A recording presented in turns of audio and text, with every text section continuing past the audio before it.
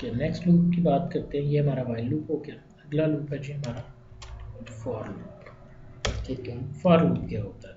देखो नाम से पता चलता है फॉर, इसका मतलब है कितनी दूर तक जाएगा। फॉर मैंने कहा स्टार्टिंग वैल्यू, इसमें भी उसी तरह से चीज़ें स्टार्ट होगा, लॉजिक होगा, ठीक है।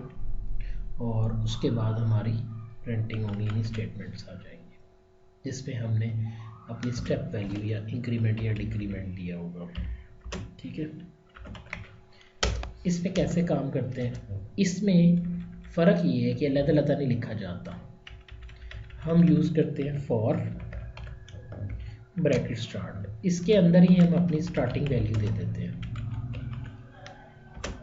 ठीक है जी, उसके बाद लगाते हैं सेमीकोलन, इसका मतलब है ये पहली बात ख़त्म हो गई।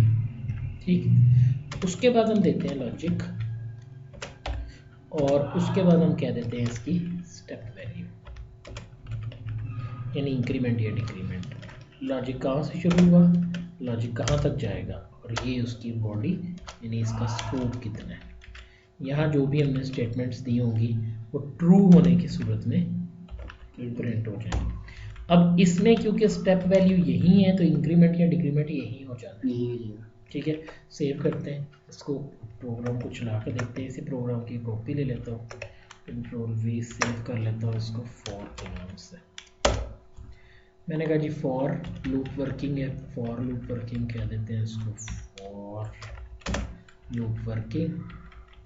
मैंने कहा इंक्रीमेंट ये दिया था ना, अब देखो कैसे देना है। मैंने कहा फॉर रिजर्वर्ड है फॉर, 2 सेमीकोलन, ये मेरी स्टेटमेंट क्लियर हो गई।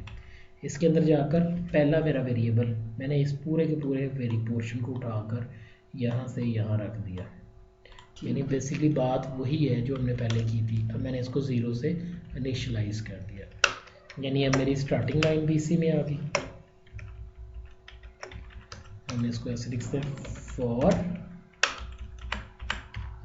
Starting value semicolon.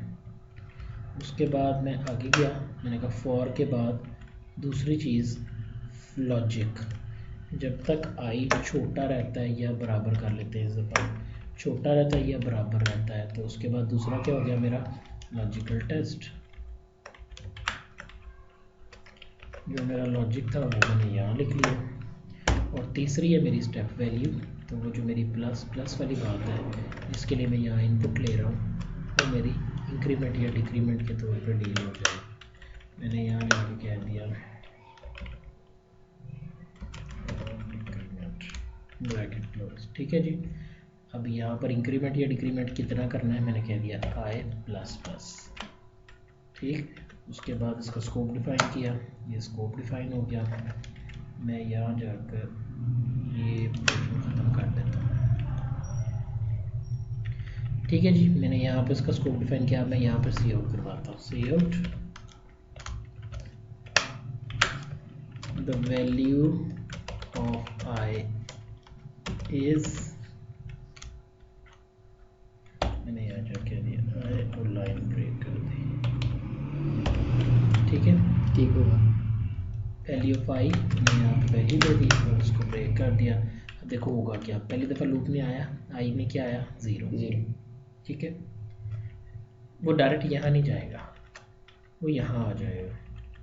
Value of i 0 print होगा, ऊपर गया फिर वो यहाँ आएगा, इंक्रीमेंट करेगा। तो ये आई इक्वल टू 10 बने, लॉजिक में नहीं आएगा अभी?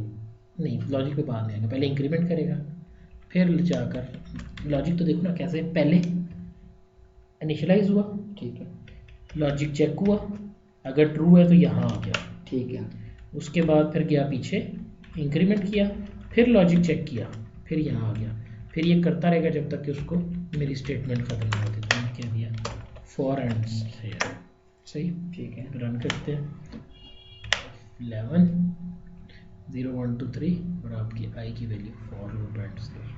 क्या? ठीक है, अभी 10 भी प्रिंट हुआ है, क्यों?